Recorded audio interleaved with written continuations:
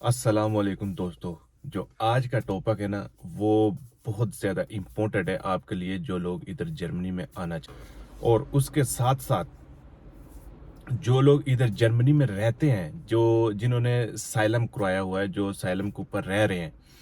तो मैं आज आपको बताने वाला हूँ कि मुझे जब इधर जर्मनी में पेपर मिले थे, कितने अरसे में मिले थे, और क्या क्या मुझे मुश्किलात हुई थी, यानी कि कौन कौन सी मुश्किलात से मैं निकल के गया था। जिन्होंने साइलम कराया है ना, उनके लिए तो ये बहुत ज़्यादा इंपॉर्टेंट वीडियो है, उनको तो ये देखना चाहिए, क्योंकि उनको इस वीडियो से मोटिवेशन मिलेगा कितना मुझे टाइम लगा। और मैं आपको बताता चलूँ, मुझे तकरीबन जो सा है ना, तकरीबन 8 साल लग गए थे। और अब मैं आपको ये भी बताता हूँ कि मुझे कौन कौन सी मुश्किलात आई और मुश्किलात के बाद मुझे ये पेपर मिले थे। चलो करते हैं स्टार्ट। सबसे पहले मैं 2015 के अंदर आया था, और 15 के अंदर जब नया बंदा था, कोई का जानने वाला इधर नहीं होता या किसी से किसी का कोई कांटेक्ट नहीं होता, तो उसके उस बंदे को बहुत ज़्यादा मुश्किलात होती हैं, और उनमें से एक मैं भी था जिसको बहुत ज़्यादा इधर मुश्किलात उठानी पड़ी। क्योंकि आपको ये जर्मनी के बारे में इतना पता ही नहीं है, आपको कोई गाइड ही करने वाला नहीं है, आप आए बिल्कुल आके और स्टार्टिंग कर ली। सबसे पहले जब इधर जर्मनी में आपने आना है ना, तो जब आपने साइलम करवाना है ना, तो अपना नाम कभी भी गलत ना बताना, जो मैंने किया था। और मैंने अपनी डेट ऑफ बर्थ और नाम गलत लिखवा दिया था। तो सबसे पहले उसका नुकसान ये है कि जब आपने किसी भी यूरोप के फिंगर हुए हुए हैं ना, तो जब आपके फिंगर ये लेंगे तो आपका नाम निकल आएगा।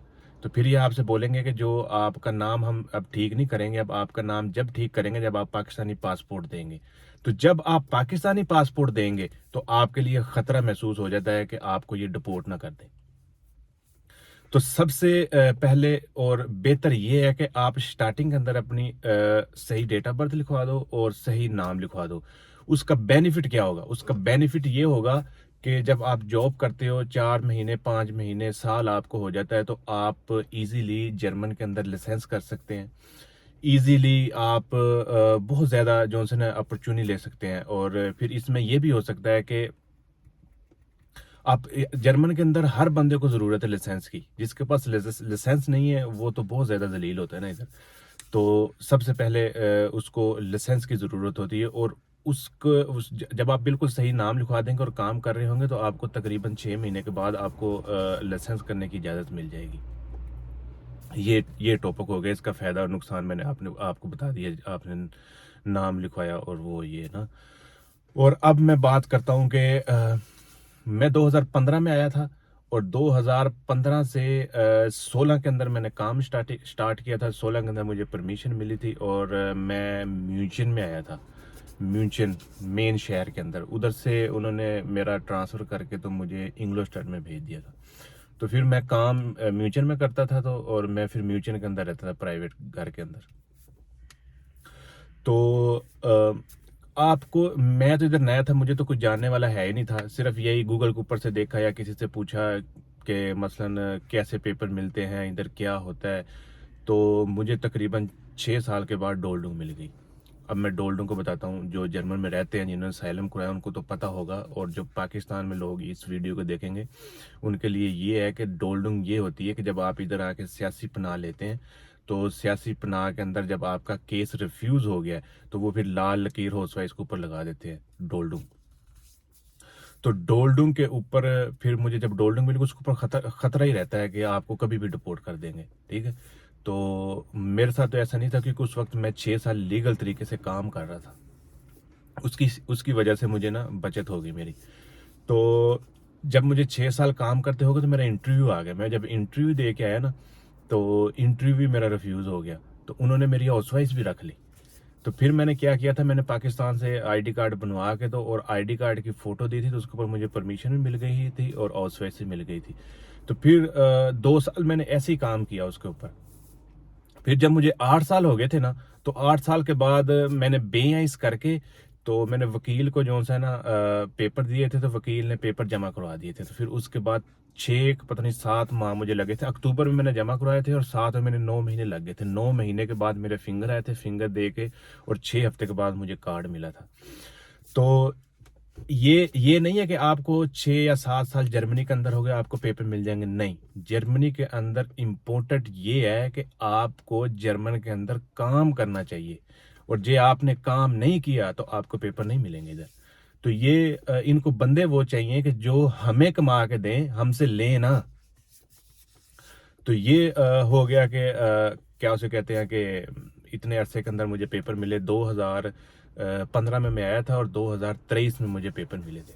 23 میں 7ویں مہینے میں پیپر ملے تھے. اور میں ابھی تک پاکستان میں ایک دفعہ گیا ہوں، اور وہ بھی تقریباً 20 دن رہ کے آیا تھا، اور ابھی بھی کوئی صلاح نہیں ہے جانے کی.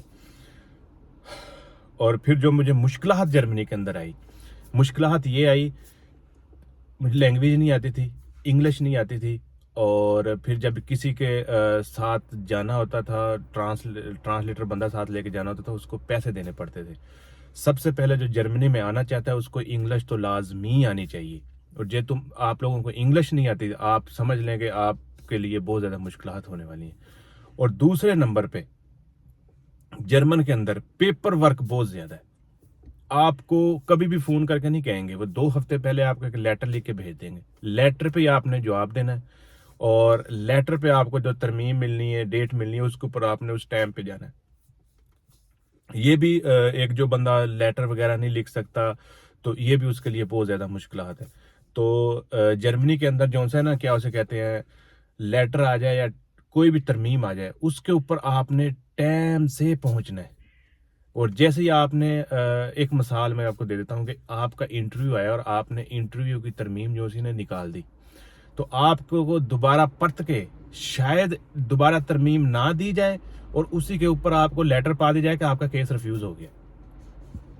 تو اس لیے ان کی ترمیم کبھی بھی مس نہیں کرنی چاہیے. ہاں، ایک طرح سے آپ مس کر سکتے ہیں، وہ یہ ہے کہ آپ بولو کہ میں بیمار ہو گیا ہوں، اور وہ آپ کو ڈاکٹر کے پاس جانا پڑے گا، ادھر سے ایک پیپر لے کے آنا پڑے گا، اور اس پیپر کے اوپر لکھا ہوگا کہ اتنے دن سے اتنے دن تک آپ بیمار ہو. پھر آپ کی جو سی ترمیم ہے نا، وہ آگے پیچھے کر دیتے ہیں.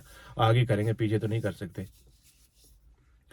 تو یہ سب سے زیادہ مشکلات تھی کہ ایک تو آپ کے پاس کیا اسے کہتے ہیں، لیٹر بہت زیادہ آتے ہیں، اور آپ کو ایک زبان نہیں آتی. زبان کے اوپر جو ہے آپ کو بہت زیادہ مشکلات آتی ہیں. ہر بندہ ادھر زیادہ کوشش کرتے ہیں. آپ کسی کو بندے کو بھی بولو گے نا کہ یار میرے ساتھ ٹرانسلیٹر، اس کے پاس ٹائم نہیں ہوتا، کیونکہ وہ آپ ڈیوٹی پہ جا رہا ہوتا، آپ کے لیے وہ ٹائم نہیں نکال سکتا. تو پھر وہ کیا کرے گا جی، وہ آپ سے بولے گا ٹھیک ہے میں ایک دن چھٹی کر لیتا ہوں، مجھے میری ایک دن چھٹی کے پیسے دے دو. تو ادھر یہ بہت زیادہ ہوتا ہے. اور بہت زیادہ سٹیوں کے اندر لوگ ہیلپ بھی کر دیتے ہیں. کاری داس ادھر بنا ہوا ہے، تو کاری داس کے پاس جاؤ، ان سے بولو. میونچن کے اندر میں تھا تو میونچن کے اندر کاری داس والے بہت زیادہ ہیلپ کرتے تھے. تو اب جس سٹی کے اندر میں ہوں، اس سٹی کے اندر کاری داس والے بالکل بھی ہیلپ نہیں کرتے. تو آپ ہاؤس لینڈر بھیوڑے جو نادر دفتر جو ہوتے ہیں، جو جن کے اندر سے آپ کو پیپر یا ہاؤس وائس مل رہی ہوتی ہے، ان کے ساتھ آپ کانٹیکٹ کر سکتے ہیں. تو یہ بھی آپ کو ایک آدھ بندہ دے دیتے ہیں کہ آپ اس سے کام کروا لینا، یا آپ کی ہیلپ کر دے گا. تو یہ تو آج کا جو ٹاپک تھا، آپ کو میں نے بتایا تھا کہ مجھے 8 سال کے بعد پیپر ملے تھے، اور یہ مجھے مشکلات آئی تھی. اور کیا اسے کہتے ہیں، ہاں، جرمنی کا فائدہ بھی میں بتا دوں. جرمنی کا فائدہ پتہ کیا ہے؟ جرمنی کا فائدہ یہ ہے کہ آپ ادھر 1000 یورو بھی کمائیں گے نا، تو پاکستان میں 3 لاکھ روپے آپ بھیج دیں گے. پر 1000 تو ادھر کوئی بھی نہیں کماتا، زیادہ ہی کماتا ہے. 1500 2000 تک لوگ کما لیتے ہیں.